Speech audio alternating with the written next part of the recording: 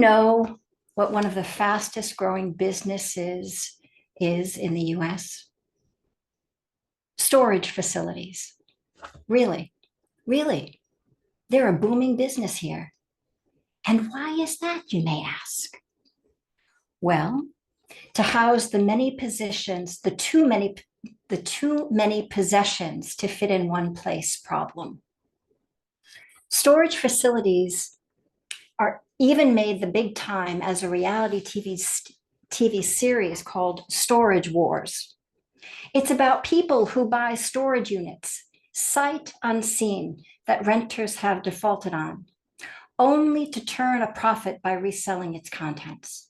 Yes, we are indeed consumers.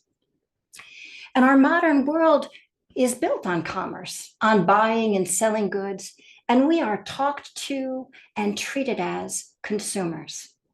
We've been educated to be consumers by very smart companies and their advertisers to need products that always claim to satisfy a need or a desire.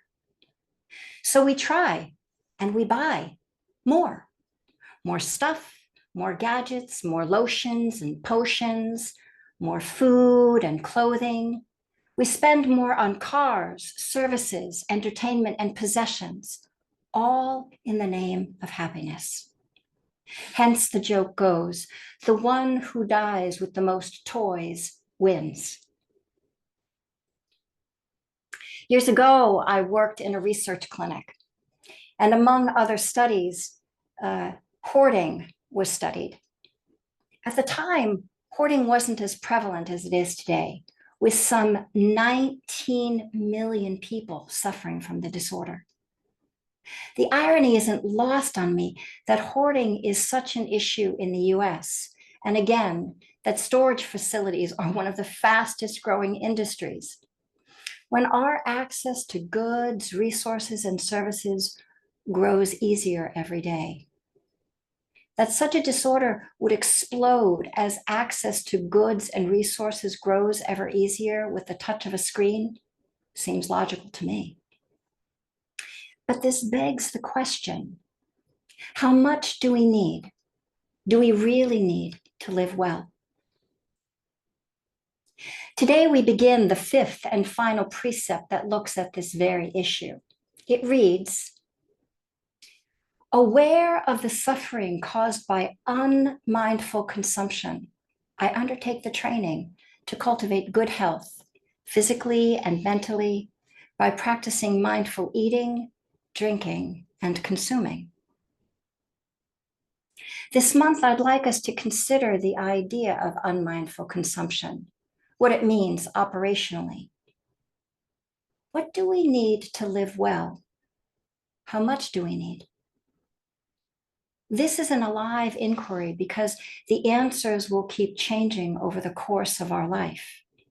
But at any time, it's a useful inquiry. Today, so much is available to us with the swipe of a finger. Delayed gratification is almost a thing of the past, a quaint idea that is almost as obsolete as a Christmas club or layaway. Every day can be a shopping holiday with Amazon, and with same-day delivery, no need to wait. We expect immediate gratification. If not, we'll swipe right and find something else to gratify us. But we have history with collecting and storing items. Our need to collect things is actually a survival advantage. Our ancestors who were able to gather scarce food, needed objects, and clothing were more likely to live longer. We buy the things that we may need for later on, and we store them. This is an asset to our survival.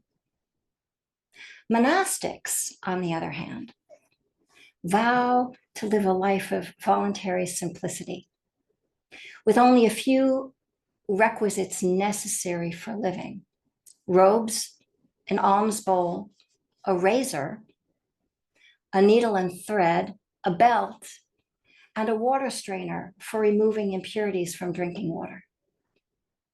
Though today, even monastics have a few more creature comforts than that, they still honor the vow of a simple life and of taking only what they need or what is offered.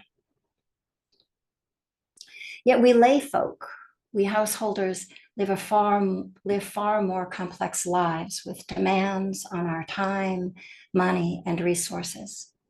We work, we have bills, we live in houses and apartments. We need transportation. We have relationships that need tending to and have needs as parents and caregivers. But do we really need everything that we have? Some years ago now, Bill and I rented out our house, let go of our private practices, and went on a long, silent retreat. This is when I shaved my head.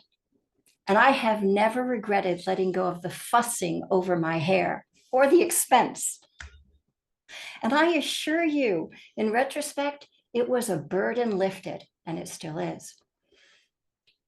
But when we returned from that long retreat back to Boston a few years later, I was not the same. We were not the same. Our values were not the same.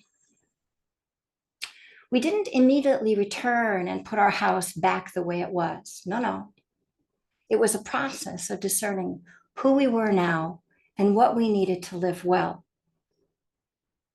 Slowly, I began to reconfigure the house such that it reflected who we were. What remained were only the meaningful and useful artifacts that spoke to us. We simplified. Our living spaces are alive. They reflect how we live and what we value. What we buy now is based on what we need to live well. So this month, I'd like us all to consider this idea of mindful consumption and unmindful consumption. What do they mean operationally? When we are buying something, is it out of habit, out of boredom, out of the desire to have, or are we buying something out of a real need? The invitation here is to look more closely, more carefully, no judgment, but let's practice being wise consumers. Let's assess what we actually need and what we need to hold on to support our well-being. Mindful consumption suggests that we appraise our purchases and our belongings to see if or how they still hold value for us.